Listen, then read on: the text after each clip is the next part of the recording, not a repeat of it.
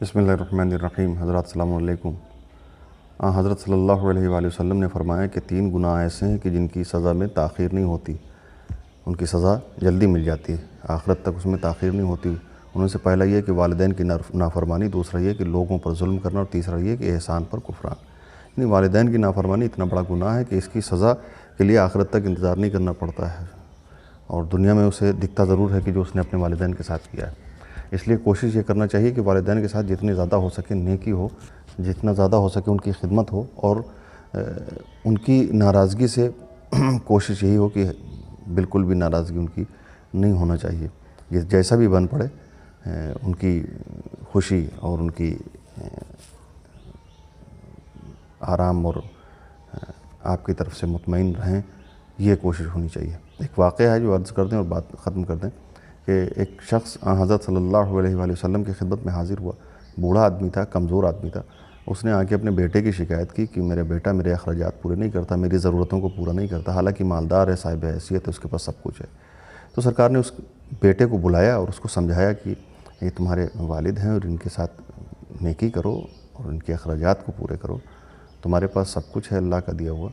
تو اس نے وہاں پر جھوٹ بول دیا کہ سرکار آپ کو جو اطلاع ملی وہ غلط اطلاع ملی، کسی نے جھوٹ بولا ہے اور میرے پاس ایسا کچھ بھی نہیں ہے، میں ان کے اخراجات برداشت نہیں کر سکتا ہوں، میں ان کے ضرورتوں کو پورا نہیں کر سکتا ہوں۔ سرکار کی نصیحت کے باوجود جب وہ نہیں مانا تو سرکار نے کہا کہ اٹھو، میری نظروں سے دور ہو جاؤ، میرے پاس سے چلے جاؤ۔ وہ چلا آیا اور بڑے خوش ہو کے واپس آیا کہ ایک ذمہ داری سے میں بچ گیا، مجھے اپنے والدین کی جو ہے ضرورتوں کو نہیں پورا کرنا پڑے گا، خرچہ نہیں کرنا پڑے گا ان کے اوپر۔ اپنے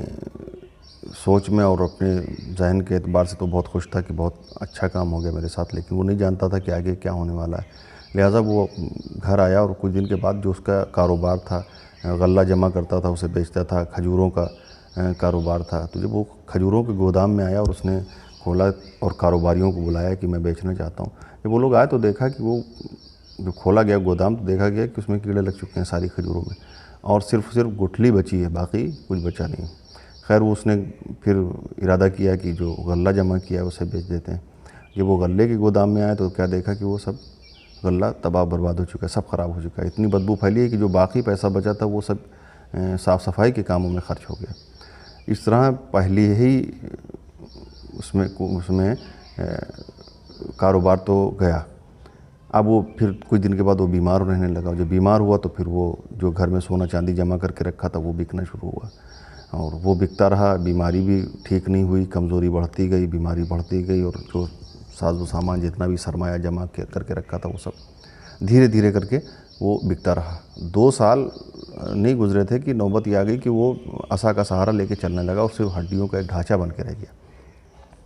اب اس پر بھی وہ خواب غفلت سے بیدار نہیں ہو رہا، اس پر بھی وہ نصیحت حاصل نہیں کر رہا ہے کہ ہم نے کیا کیا جس کے نتیجے میں یہ سب ہو رہا ہے۔ اور ایسے وقت میں بھی اگر وہ اپنے والدین کے پاس جا کے ان سے معافی مانگتا اور ان کو راضی کر لیتا تو حالات ٹھیک ہو سکتے تھے، لیکن ایسا اس نے کچھ نہیں کیا۔ پھر بھی وہ اپنی جو سوچ تھی اس کو اس نے بدلا نہیں، اور جو اس کا جو کام تھا وہ اس نے جاری رکھا، والدین کی طرف کبھی متوجہ نہیں ہوا، یہاں تک کہ اس کے دوست احباب عزیز و اقارب جتنے بھی تھے سب ساتھ چھوڑ گیا، اکیلا ہو گیا۔ ایک روز حضرت صلی اللہ علیہ وآلہ وسلم کا گزر اس کے گھر کی جانب سے ہوا تو اسے دیکھا کہ وہ عصا کے سہارے پہ چل رہا ہے، تو سرکار نے اپنے صحابہ کو مخاطب کر کے کہا کہ دیکھو یہ جو والدین کی طرف سے عاق ہو جاتے ہیں ان کا کیا حال ہوتا ہے اور ان کا نتیجہ کیا ہوتا ہے، ان کی زندگی کیسے گزرتی ہے۔ یہ وہ انسان ہے کہ جو اپنے مال و دولت سے جنت خرید سکتا تھا، لیکن اس نے جہنم خرید لیا، اور صرف اس لیے کہ اس نے اپنے باپ کو اپنی دولت سے محروم کیا۔ اب یہ بہت جلدی مر جائے گا اور جہنم کی آگ میں مبتلا ہوگا۔ یعنی شروعات کہاں سے ہوئی کہ والدین کی نافرمانی، ان کو تکلیف پہنچانا، ان کی ضرورت کو نہ پورا کرنا، تو جو بزنس، جو تجارت، جو کاروبار، جو سرمایہ، جو پیسہ، جو دولت، جتنا کچھ تھا دھیرے دھیرے کر کے وہ بھی ہاتھ سے چلا گیا، صحت بھی باقی نہیں رہی، اور پھر نتیجہ یہ ہوا سرکار نے فرمایا کہ بہت جلدی یہ مر جائے گا، اور نتیجہ بھی بتا دیا کہ جہنم جائے گا۔ یعنی اتنی سزا جو دنیا میں ملی یہ کافی نہیں تھی، اس کے بعد جہنم میں بھی جائے گا. یہ بھی ہونا ایسا نہیں کہ بس یہ دنیا میں سزا بھوگ لی تو مل گئی سزا بس بات ختم ہو گئی ہے کہ اب تو بات ختم ہو گئی, جو ہم نے کیا تھا اس کا نتیجہ ہم نے بھگت لیا. نہیں, والدین کی نافرمانی ایسی کہ دنیا میں بھی اسے اتنا سب کچھ دیکھنا پڑا, اور سرکار فرماتے ہیں کہ بہت جلدی یہ مر جائے گا اور یہ مرنے کے بعد جہنم میں جائے گا. لہٰذا ایک تو بات بالکل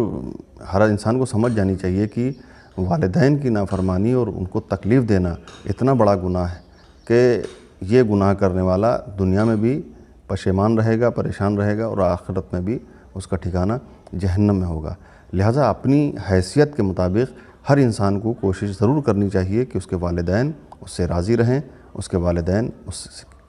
سے خوش رہیں, ان کا دل, والدین کا دل اولاد کی طرف سے خوش رہے. اگر ایسا ہوا تو انشاءاللہ رزق میں بھی برکت ہے, عمر میں بھی برکت ہے, اور دنیا اور آخرت میں بڑا صلہ ضرور ملے گا. آج کے لیے اتنا, باقی انشاءاللہ اگلے ویڈیو میں. السلام علیکم.